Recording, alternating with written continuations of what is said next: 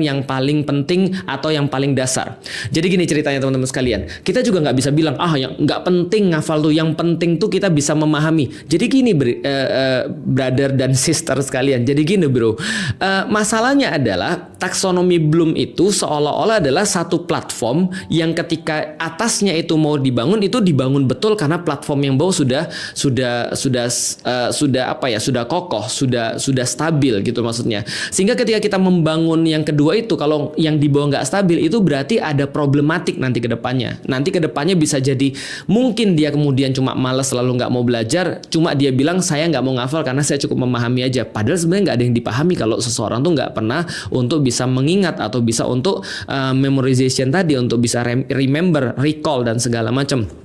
Contohnya kayak gini, ingat gak dulu ada orang mengelompokkan kerja itu jadi 3, kerja keras, kerja cerdas, dan kerja ikhlas. Ketika kemudian suatu waktu ada semacam kayak training motivasi gitu, trainernya biasa menyampaikan kita tuh tidak harus hanya kerja keras, tapi harus kerja cerdas.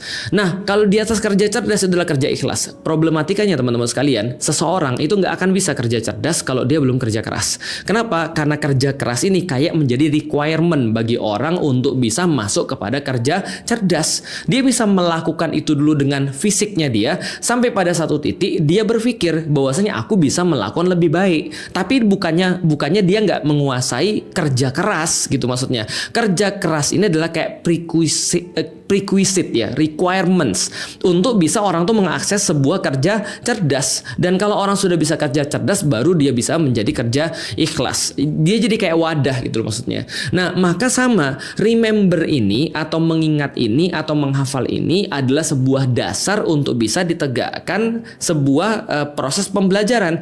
Dan menurut kemudian Bloom juga bahwasanya ini adalah proses yang memang paling membosankan.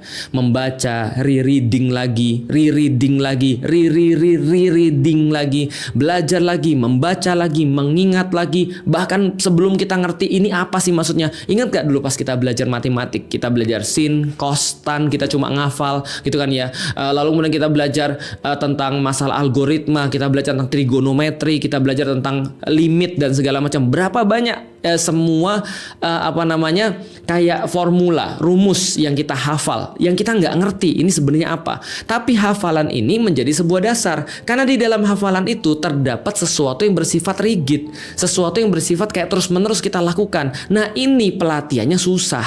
Ini adalah termasuk memerlukan disiplin, memerlukan kemudian sikap mental yang